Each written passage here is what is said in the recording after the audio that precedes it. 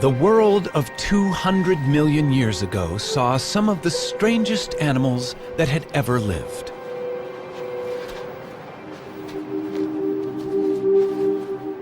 Nothing about them suggested they would become a huge success.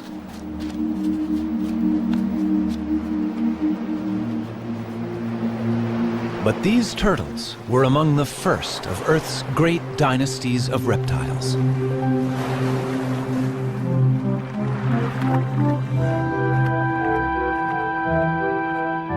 Turtles then and now are unique. Their bodies are encased in armor, and that shell has changed little over millions of years.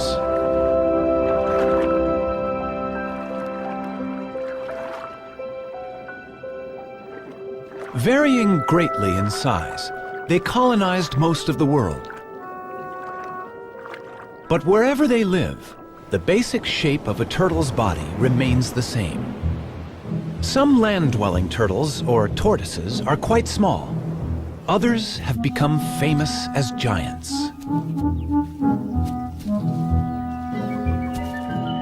Some long-necked types are at home in and out of fresh water. They and these shorter-necked turtles are known as terrapins.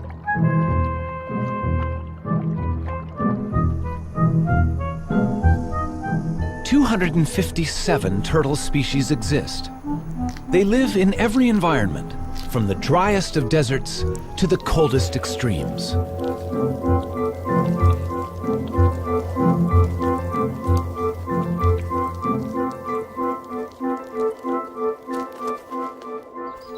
Some that are gentle vegetarians have become welcome visitors to our homes. Others hunt out of our view.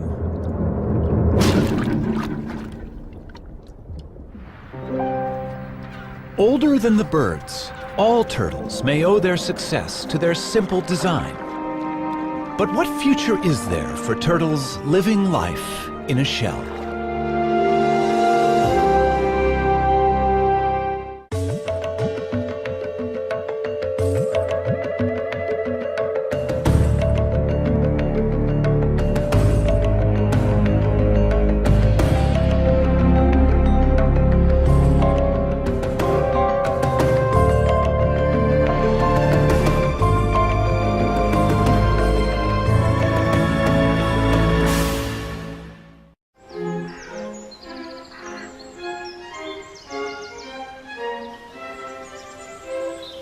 Powderham Castle in England is the ancestral home of Lord Devon.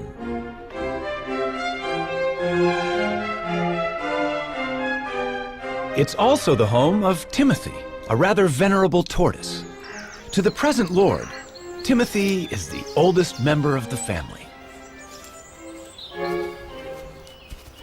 Timothy first came into our family in 1892, and he previously belonged to Captain Rutherford, who was a sea captain, and undoubtedly he was on board ship for quite a long time. And this has given rise to a number of myths about Timothy's beginnings, that he belonged to pirates and all this sort of thing, which aren't strictly true. He's outlived a number of Earls of Devon. I think at a quick count it's about 7. Or maybe I'm either the 7th or 8th that he's known. The suggestion is that Timothy is at least 162 years old. I think he mostly lives on sort of clovers and things, but his favourite really is strawberries. Now, my son, what about that? He's been known to make a mistake when he is wanting a strawberry, and we once had a lady with painted red toenails, and she got rather a sharp nip on the toenail. But he doesn't make too many mistakes. He knows usually what he's got. I don't know that he's terribly hungry at the moment. No. I think it's too cold for eating today. Counting growth rings on their shell is not always a reliable guide to a tortoise's age. Rings vary with diet. But tortoises always live life at a slow pace, and that may be a reason for Timmy's record age. The fossil record is our best guide to the history of Timmy's ancestors. The first we know lived some 300 million years ago in the world of forests that gave us our coal. From such primitive reptiles, turtles diverged first, leaving dinosaurs and other reptiles to go their own way. Through the ages, there have been turtles of fantastic size and diversity. They saw snakes emerge 100 million years ago and witnessed the extinction of the dinosaurs. That turtles have survived so long is due to the extraordinary design of the shell that protects their body. The shell has remained virtually unchanged for 200 million years.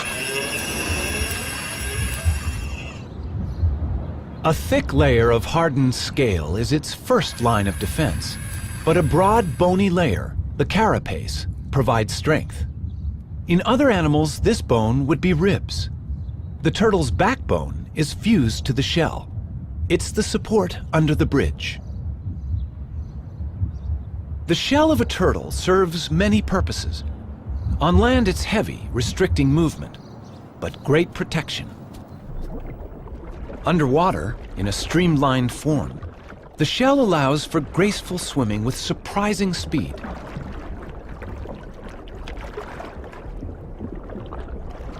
Power is provided by huge front flippers.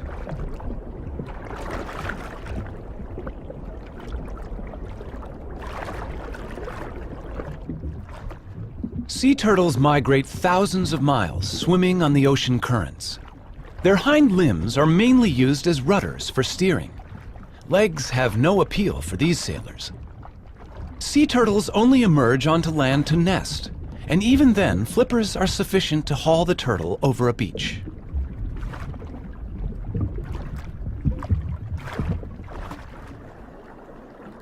Freshwater turtles, or terrapins, do have legs, with webbed toes to propel their streamlined shell. When feeding on the bottom of a lake or river, legs are more useful than flippers. And terrapins also climb out of the water, so their legs are essential.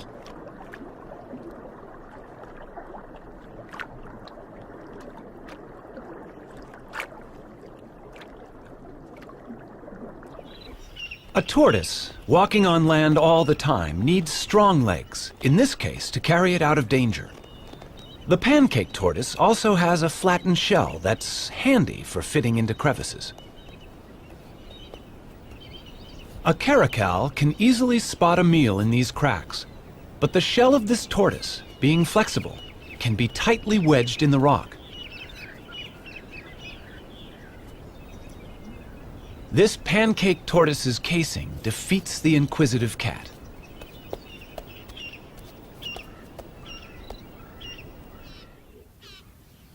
Giant tortoises, and this one on a Galapagos island is among the largest in the world, have no natural predators to hide from, but they need weightlifters' legs to move their enormous shell. This one is hauling a house that weighs nearly 300 pounds and is over an inch thick.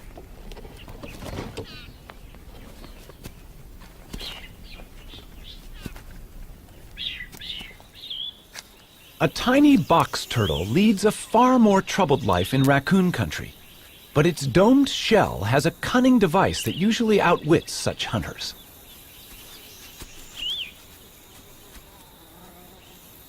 It's time to take evasive action.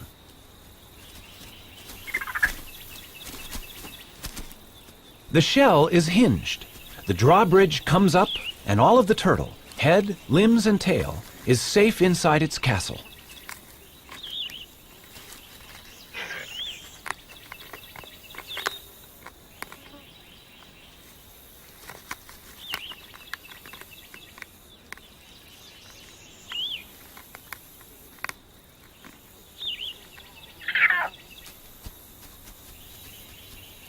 Only when the raccoon retreats will the turtle venture out. That hinge on the lower shell saved its life.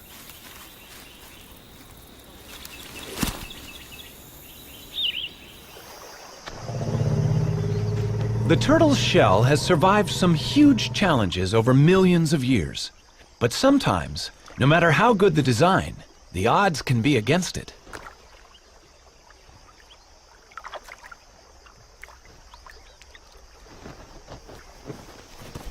That is one lucky tortoise.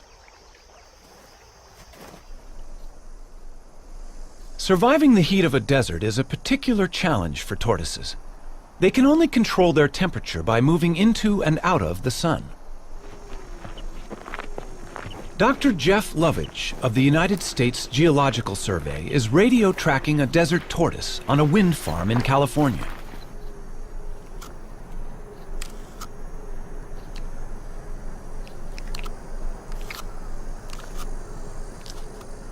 Desert tortoises have recently started to decline, and Jeff wants to find out why.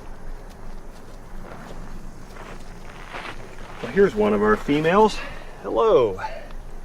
Getting a little warm out here, isn't it? It's only 9 o'clock right now, but it's already hot out here. It's probably 95 degrees and it's going to be 115 before the day is over. And she's heading for the burrow off to my right. The tortoise needs the burrow to survive and protect itself from the extremes that are so characteristic of the desert. 115 degrees. 30 degrees more than even this desert tortoise could survive out in the open. Look at her walking into my shadow. Desert tortoises take advantage of every opportunity they can to become cool in the midday sun. At the other end of the thermometer, extremes of cold present their own challenge. Some turtles in Canada can survive freezing temperatures. Called painted sliders, their frozen bodies are not drawing breath, and their hearts are not beating, and yet they are not dead.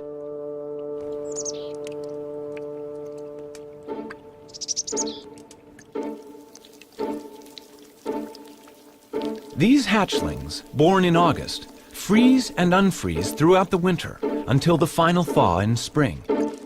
How the cells of their body survive this, nobody knows. Yet the painted sliders leave their nest and start active life unharmed.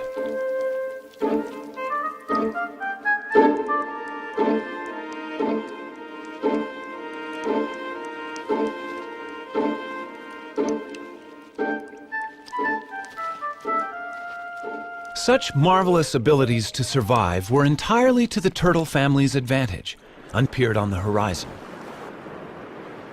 In the centuries before refrigeration was invented, it was sailors who took advantage of the turtles' special qualities.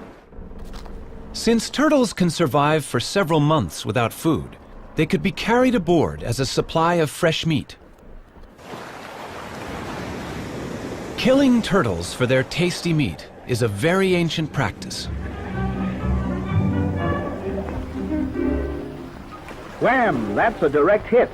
It's painless for the turtle, though, because we use a special kind of harpoon point, just enough of it to penetrate his tough layer of shell. That is now known to be nonsense. Nerve endings by the hundreds fill both shell and bone, but myths die as hard as the turtles. These turtles weigh from 300 to 500 pounds, and their age is estimated at £1 pound to the year. By the start of the 20th century, overexploitation had brought some kinds of turtles to the brink of extinction. Today, turtle soup and meat consumption continues despite international laws, which attempt to protect endangered turtles.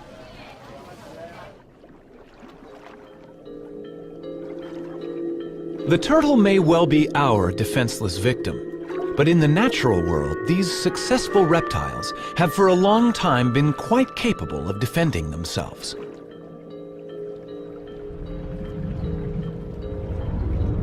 Tiger sharks and their relatives kill sea turtles in deep water. But in these shallows, this loggerhead turtle can turn the tables.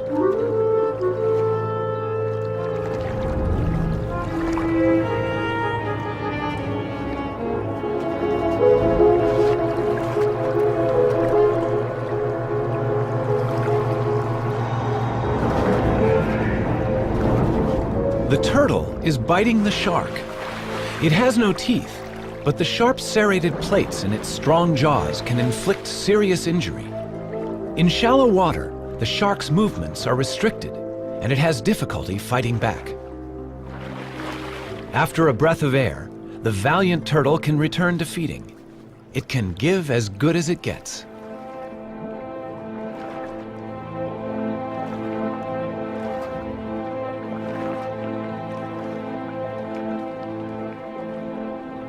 A loggerhead eats a variety of seafoods, but its beak is ideal for capturing hard-shelled prey. Bad luck for this crab.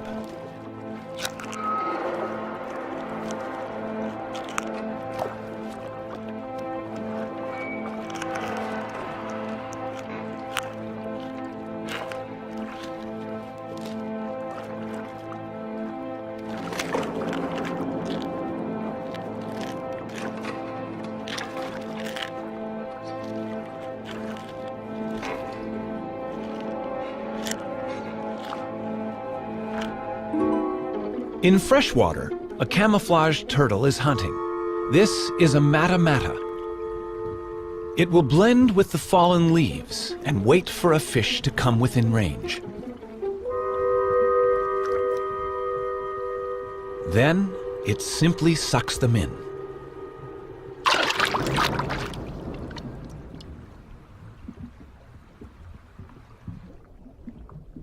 The fearsome jaws of an alligator snapping turtle gape and reveal a worm-like appendage on its tongue. Lured by its wriggling, a fish investigates this death trap.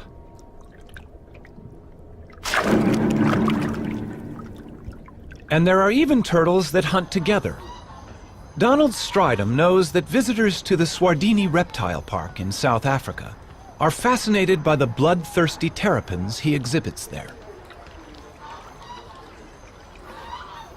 It's feeding time in the terrapin pool. You know, if I had to put my finger into this water, they would eat it. But I'm going to give them something else to eat, their favorite food, a little piece of chicken here. And if I lower that down, they're going to move towards this. Come guys, come on. You'll probably find that the red-eared terrapins come first. They are normally the more dominant, and here comes one now. You can see why it's called a red-eared terrapin. It's got the little red mark behind the eye. And look at that, he's the dominant one, so he will come first. And here comes one of the serrated hinged terrapins on the side here. And the rest of them are going to respond to the movement. In fact, they would have to eat in colonies. They can't easily, as you can see here, bite off a chunk of meat on their own. So they'd need to tear it amongst each other. They'd eat in much the same way as piranhas. So lots together, biting off chunks and pieces of meat. And you can see that happening right here now. Red-ear's got a really good grip on it. They tear at the meat. This is all very necessary in nature. They clean up the place. They're in fact the aquatic hyenas.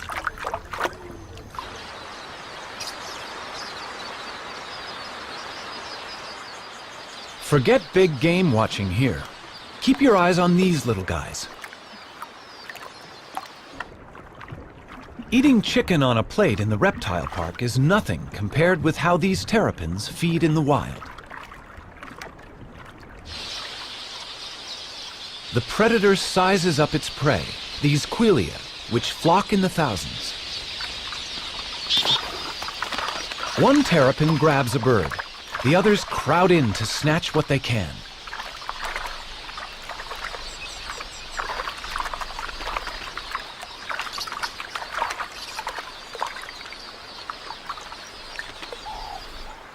Even birds as big as doves are not safe from the helmeted terrapin's submarine attack.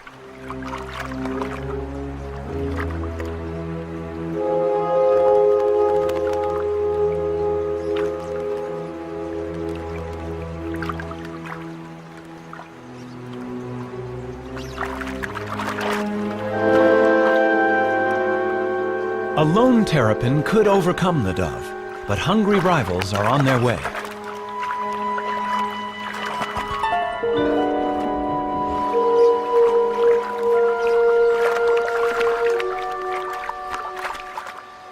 And turtles can be even more competitive when it comes to mating. The birds of Dasson Island off the Cape Coast of South Africa share their tiny home not only with rabbits, but also with more than 10,000 species. But not until the temperature climbs to 75 degrees do they come out. Male angulated tortoises hold territories, and once they've warmed up, they begin to chase females on their turf.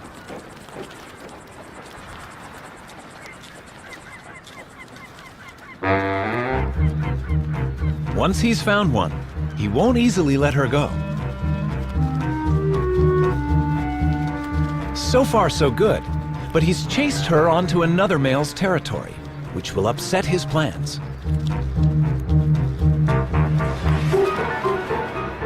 They do battle, a duel in the sun. But a third male has seen an opportunity, and he's mating with their female. Neither the combatants nor the vigorously mating couple show signs of giving in. By the time the fight reaches its climax, the mating is also over. The loser may even lose his life. He must right himself, or else fry in the sun.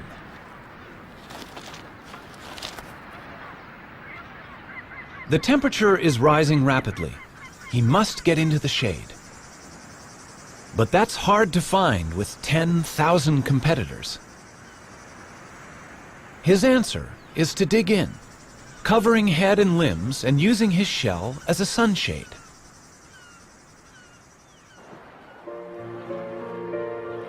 In tropical waters, temperatures are much the same all year round. These male green turtles near Borneo will mate whenever a receptive female is available.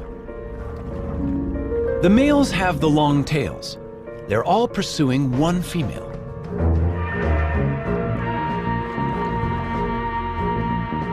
A male succeeds in locking onto her shell and mating with her. Rival males are surprisingly vicious in trying to interrupt his success.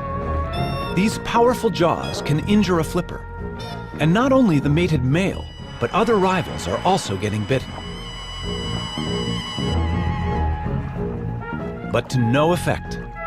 The desire to mate is strong, and only when he has succeeded will other males have a chance to take his place.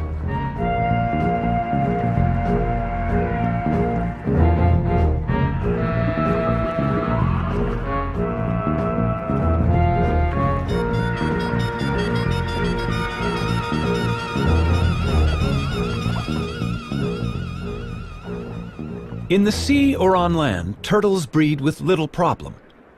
But on the unique islands of the Galapagos, a crisis has arisen. At the Charles Darwin Research Station, the fortunes of the famous Galapagos Island tortoises are being carefully monitored. These tortoises are giants, among the largest in the world. And they are more than just a tourist attraction. They're endangered, and their survival depends on them breeding in captivity here.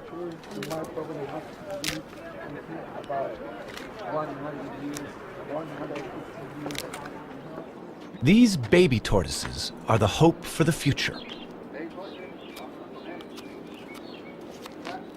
Each island has its very own type of giant tortoise, found nowhere else. And in these pens, babies are being nurtured until they're ready to be taken to their particular island home.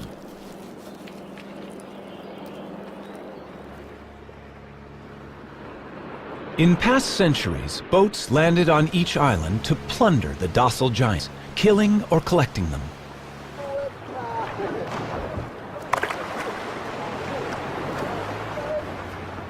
Today's boat is helping to right that wrong, bringing in young tortoises to replace those that were taken.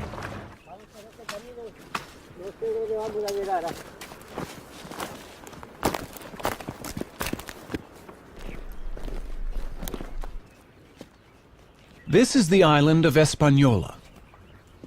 The Hispaniola tortoise was once facing almost certain extinction. Now, the future arrives in a bag.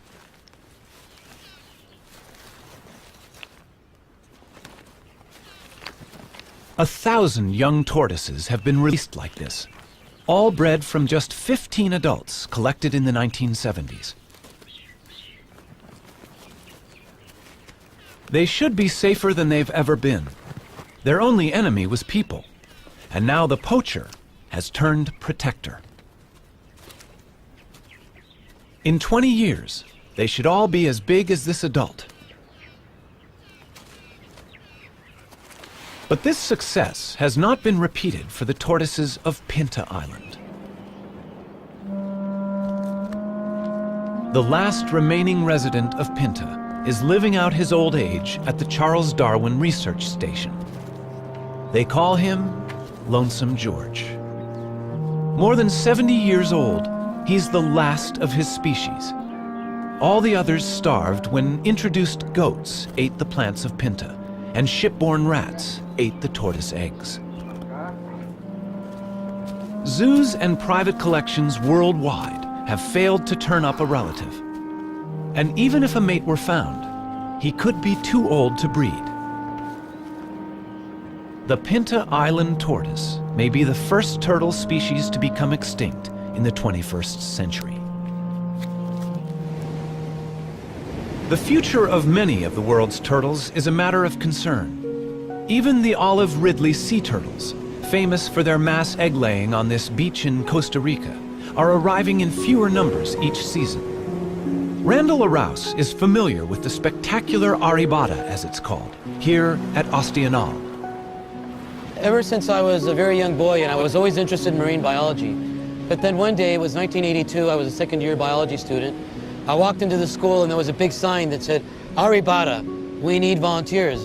And I thought, well, I've heard about the Aribatas and the turtle nesting. I should go check it out. Then I came to Osteonal, right here at this spot, and I saw the Aribata happening. And right then it struck me. Like I had to study turtles, and I've been doing turtles ever since. As many as 200,000 turtles might haul out onto this beach on one night. 20 years ago, it would have been 1 million. But this is still one of the biggest aribatas in the world. The turtles are right now congregating right out there. They're going to congregate in what we call the float, and they'll start coming up after the sun goes down, and probably by midnight or 1 in the morning, we're going to have a very high concentration of turtles nesting here on this beach, and they're not going to finish until sunrise, probably at about 8 or 9 in the morning. So yeah, it's going to be some pretty heavy work all night long. We basically know that these turtles come for 2 or 3 consecutive aribatas in a row. Then they're going to leave, and we won't see the turtle again for another year or another 2 years. The aribata that we're witnessing now may easily have 100,000 turtles participating. And 100,000 turtles at 100 eggs per turtle, roughly, that means 10 million eggs. Eggs are the turtles' investment in their own future. But eggs can also produce illegal income for poachers. So patrols of armed guards protect these nesting turtles all night against egg thieves.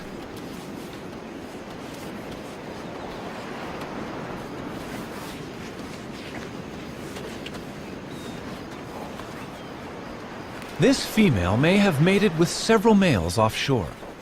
So each of her 60 to 100 fertilized eggs may have a different genetic composition, which is healthy for the future of olive Ridley turtles. Randall can also inspect the health of an individual while she's laying. She seems to be unaware of him and in a kind of trance. He examines her gently for signs of disease or injury while she's in this curious, semi-conscious state. Just why she enters this trance is not yet known. The studies carried out on this beach indicate that roughly 8% of all the eggs laid on this beach will actually hatch and turn into little turtles. Now, that does not mean that these little turtles will turn into adults. A wild guess is 1 out of 100.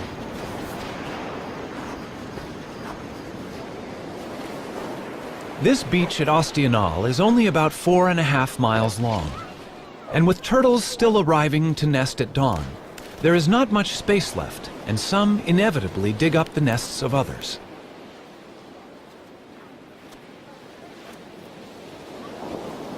Many eggs get damaged, and the loss is enormous.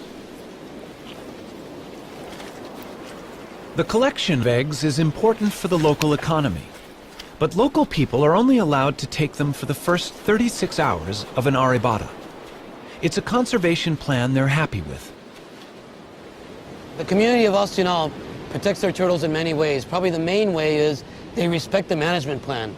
There are rules as to when you can harvest, when you can't, and the community as a whole complies. You can only harvest the eggs for the first 36 hours. The eggs have to be packaged in a special way. There has to be receipts, there's all this paperwork. And the people of Ostional comply with all these rules and regulations to their very best. And they get a good harvest without harm to the turtles. Soft-shelled, the eggs travel well to a luxury market, where some are enjoyed over the bar in a pricey drink they call baka.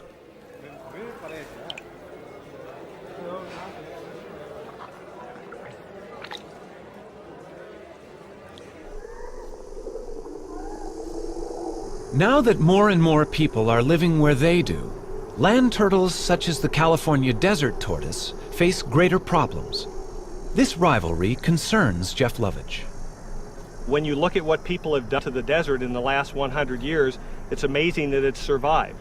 I mean, here we have this rugged old touchstone, a place that looks timeless, yet it's changing very rapidly, in a place that was formerly virtually empty of people and now sits in between Phoenix, Las Vegas, and Los Angeles, some of the most highly populated cities in the United States. And we put roads in through the whole desert. We've driven over it in our motorcycles, our trucks, and our off-highway vehicles. We've encouraged the spread of exotic species of plants and animals that are changing the landscape of the desert very rapidly. And the desert tortoise has become the flagship species for conservation in the Mojave Desert. But it has a very uncertain future in terms of how it's going to be able to survive in this onslaught of human population increase. Its charm may be a desert tortoise's worst enemy. People like to have one at home.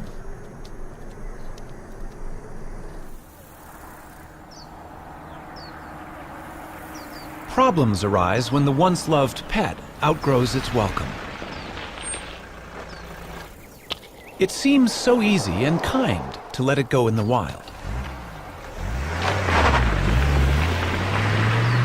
But Fred, or whatever his pet name has been, is about to cause problems among the wild tortoises he will inevitably meet. He appears to have a cold, a viral infection that he'll soon pass on to others.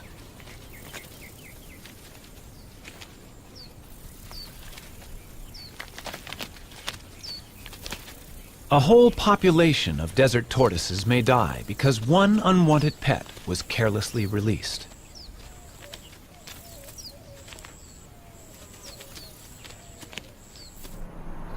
Close to towns, tortoises are presented with other problems.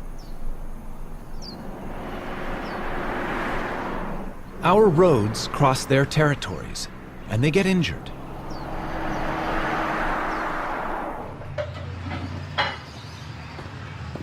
Very injured turtle. Another casualty for the vet. But this one is not from a traffic accident. Hi, what do we have here? Oh, let's have a look.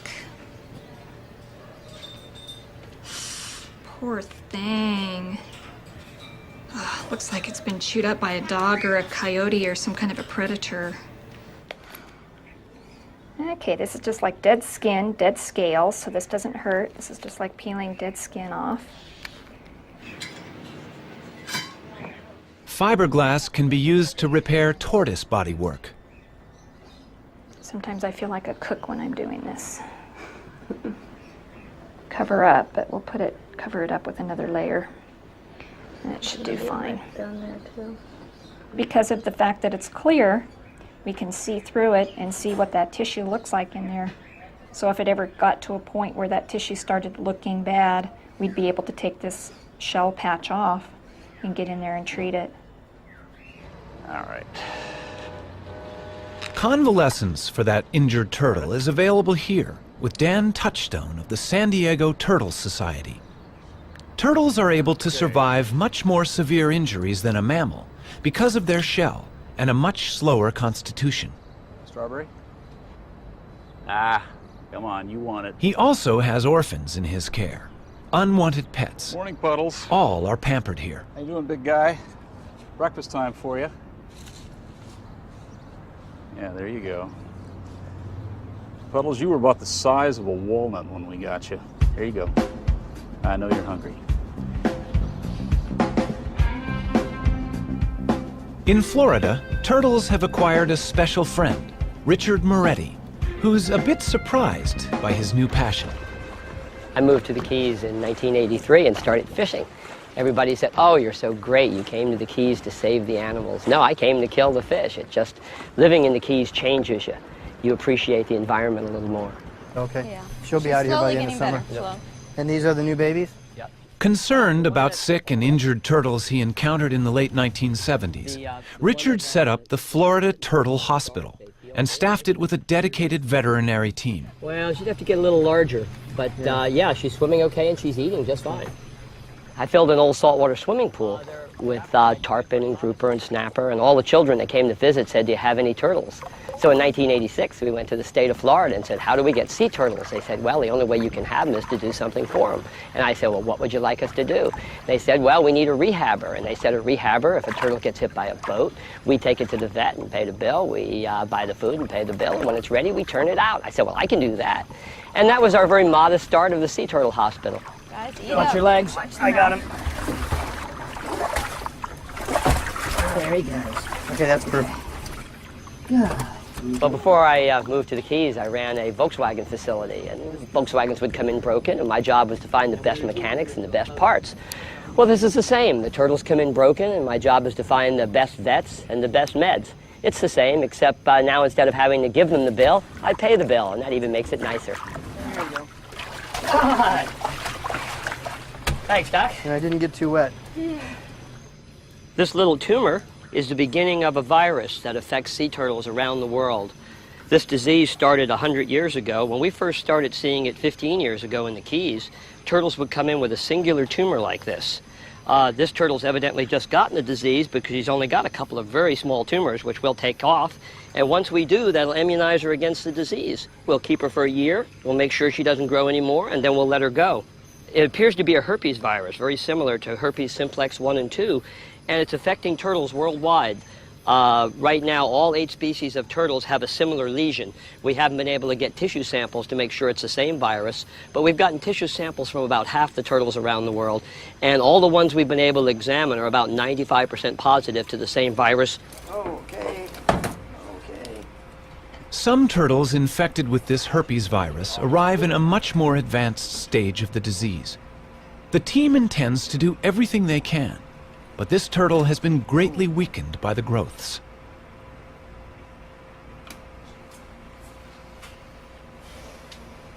Notice the contrast difference. You have a radio opacity here. Notice it's not bone dense and it's not soft tissue dense. I'm concerned about these. We definitely need to go in, do the endoscopy and document that they're there with some digital photographs. Okay. And the reason, Sue, that we have her on her back like this is that way we don't accidentally poke into something like an intestine or a bladder. Here, so you know we're in. That's got to make her feel so much better. Okay, gang, here we go. I'm going to pass this directly in. There we go. The endoscope does not reveal good news. They can recognize large tumors within her body. In the wild, she may not have lived much We longer. have what we need. Okay, now we need to roll her back over. Because I need to put a suture in there. Suture in there? Okay. Well, that's not good news for this baby, unfortunately. Easy. They can do nothing for her except ease her pain and put her to sleep.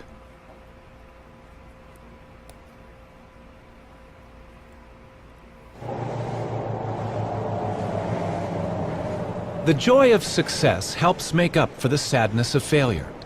And today, 4 rehabilitated turtles are going home. They look like they're ready. Yeah, after never being out of a tank, they're going to enjoy this big tank called an ocean, huh? All right. Have lots of babies, guys. Are you ready for this? You look ready. You're beating me up already? You got your jewelry? Yes. Okay. You can go. Moments like this reassure Richard Moretti that their work is worthwhile. All right, Guy. Shall we send them in pairs? All right, sounds good to me. All right, they're roommates. They've been roommates. Okay, there they go. Ready? Usually when you see wildlife being worked on, it's usually on a picnic table with a buck knife. But we've built a state-of-the-art facility to give these animals the care they really need. Those little turtles that were just released, when they came in, they had been trapped in roots when they were born, and they struggled to get out, and they were cut all the way to the bones, all over their body from struggling with those roots. It took us 2 years to get them ready, and you saw those were nice, healthy turtles.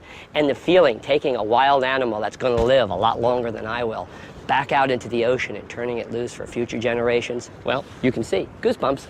It's great. Nothing feels better than being able to put something back for the future.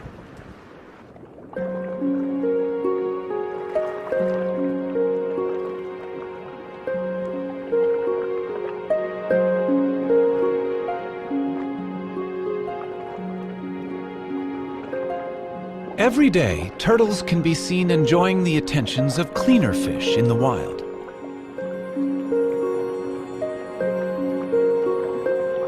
The fish feed on algae, and in doing so, clean the turtle's shell. It's a partnership that's millions of years old.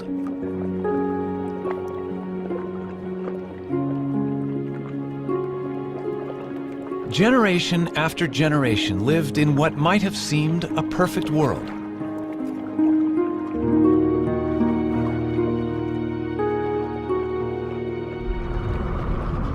But change is sweeping through the ocean.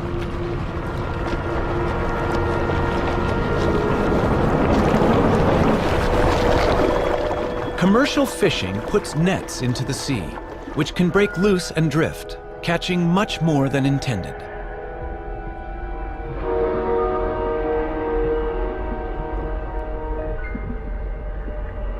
These death traps can also snare and drown frightened turtles. Helplessly bound, they cannot swim to the surface to breathe. Shrimp nets have also taken a toll on turtles. Scientist John Mitchell. In the late 1970s and early 1980s in the southeast region of the United States, we estimated that approximately 40,000 sea turtles were killed incidental to shrimp trawling. And this problem created a need for either a shutdown of the fishery or the development of some apparatus or a technique to exclude the sea turtles from the trawl. What they developed was TED, a turtle exclusion device. It's tested inside the trawl net of a working fishing boat.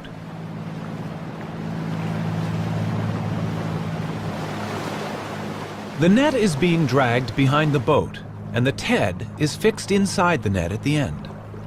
The idea is that a turtle in the net hits the device, is pushed up the ramp, and escapes through the top of the net. Only a live turtle can test it.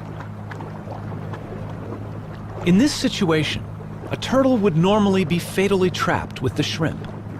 But on reaching the TED, the turtle, much bigger than the shrimp, hits the bars, is guided upwards and out into the sea, none the worse for its experience. It's a simple invention, but it saves the lives of many turtles. And the use of TEDs desperately needs to be encouraged worldwide.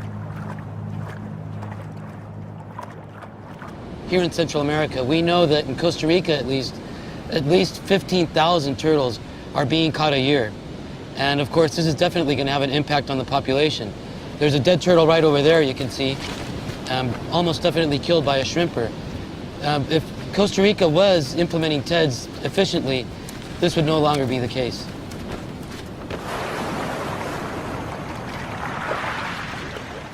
In the sands of this beach at Ostional, the olive ridley turtles have been developing for some 60 days.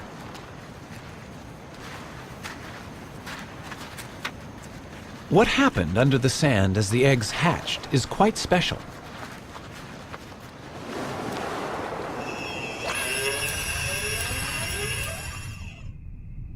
The eggs at the bottom of the nest hatch first. The hatchlings climb to the top of the chamber, and down below, sand fills the space they left. As more hatch, the floor is gradually lifted to just below the surface, and the hatchlings emerge together.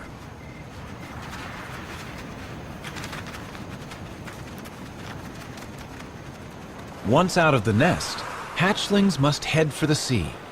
But how do they know where it is? Light is a crucial factor for orientation. The sea is always brighter than the land.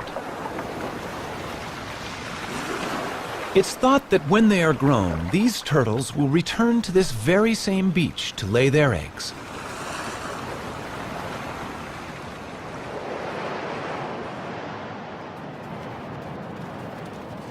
Turtles also hatch in daylight.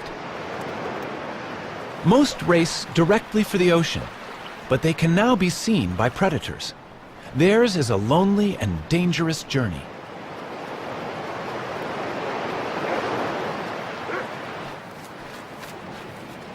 On this beach, almost every animal has a taste for turtles.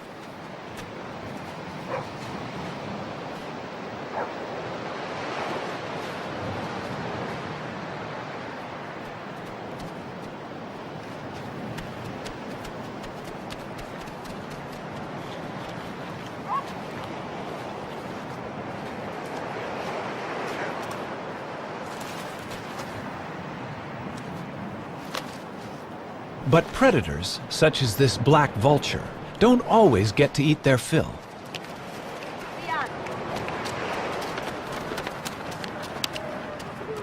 Survival of the turtles is important to the local people.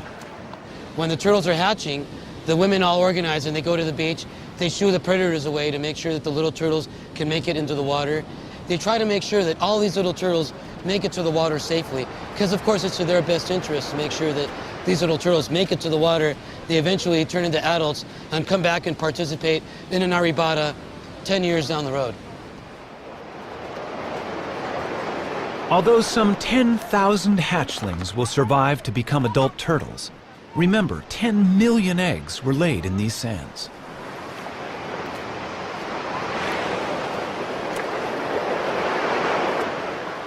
With a little help, these youngsters will be out to sea, where they will drift away on the currents.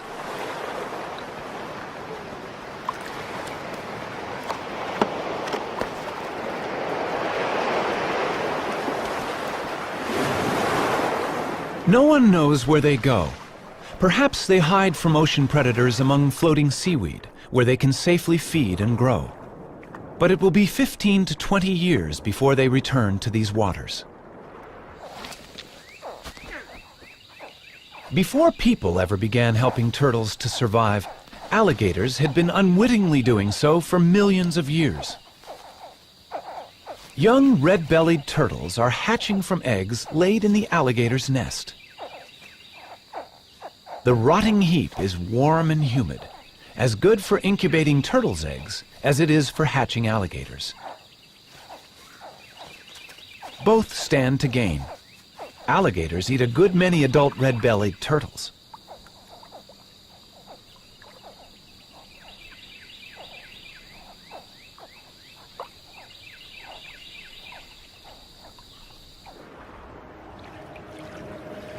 For 200 million years, turtles, with their curious bodies encased in their remarkable shells, have endured all manner of change around them. Today's world is unlike that of long ago.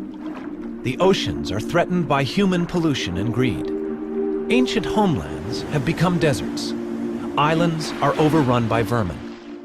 And the future for these reptiles may depend on us. We don't know really what role they play in the overall scheme of things with the ecosystem.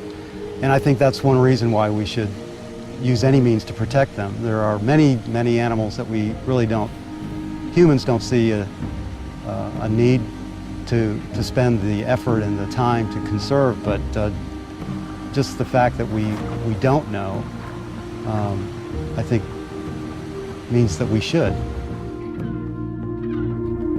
Throughout the world, irrespective of culture, there is an affinity for the turtle. Throughout the world, we have myths that ascribe various characters and features to turtles that we like to teach our children, like being steadfast and being resolute. Here in this country, we have our own myth about the tortoise and the hare, and we teach our children that being steady and continuing to run the race can lead to victory. You don't have to be the fastest, you don't have to be the best. This year we were really excited. One of the turtles that we took a flipper off of last year and turned her loose, it was a great big female, probably about 50 years old. She crawled up on a beach in Central Florida and laid eggs this year. And that's really exciting because, you know, up to that point people usually kept turtles with one flipper in an aquarium or in a park. Well, we proved that 3 flipper turtles can go out there and add to the genetic makeup, and they can actually crawl up on the beach with 3 flippers and have their babies and lay their eggs.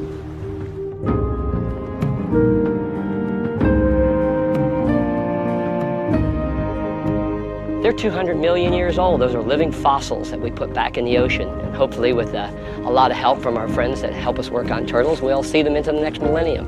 But it makes you feel really good. You know, we use so much of our assets and our environment up. It's so nice to put something back for the future.